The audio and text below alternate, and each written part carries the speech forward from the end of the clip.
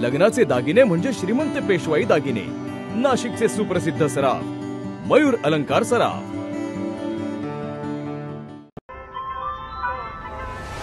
ताज्या बातम्यांसाठी नाशिक न्यूजच्या YouTube चॅनलला सबस्क्राइब करा आणि बेल आयकॉनला प्रेस करा।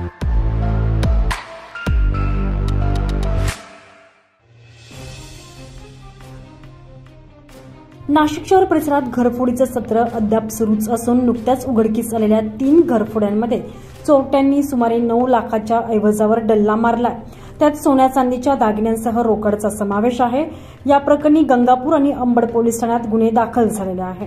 पोलिसांनी दिलेल्या अधिक माहितीनुसार ध्रुवनगर येथील मोतीवाला कॉलेज भागात चोरट्यांनी मंगळवारी रात्री 2 घरं फोडली आहे। याबाबत वैलनकेनी जॉन फर्नांडिस यांनी फिर्याद दिलेली आहे। फर्नांडिस आणि त्यांच्या शेजारील राहणारे महाजन यांचे कुटुंबीय मंगळवारी बाहेरगावी गेलेले असताना अज्ञात चोरट्यांनी मध्यरात्रीच्या सुमारास एकमेकांना लागून असलेली 2ही घरं फोडलेली आहेत। यात सुमारे 4,07,485 रुपयांचा किमतीचा ऐवज चोरून नेलेला आहे। त्यात रोकडसह सोन्या चांदीचे दागिने, मोबाईल आणि पेनड्राईव्हचा समावेश आहे। या प्रकरणी गंगापूर पोलीस ठाण्यात एकत्रित गुन्हा दाखल करण्यात आलेला असून उपनिरीक्षक मोतीलाल पाटील पुढील तपास करत आहेत। तर दुसरी घटना औद्योगिक वसाहतीतील सिद्धटेक नगर भागात घडलेली आहे।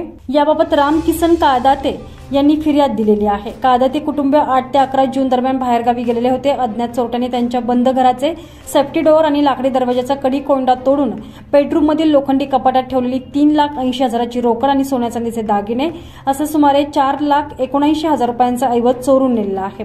या प्रकरणी अंबड पोलीस ठाण्यात गुन्हा दाखल करण्यात आलेला आहे। तुषार ढेपले, नाशिक न्यूज, नाशिक।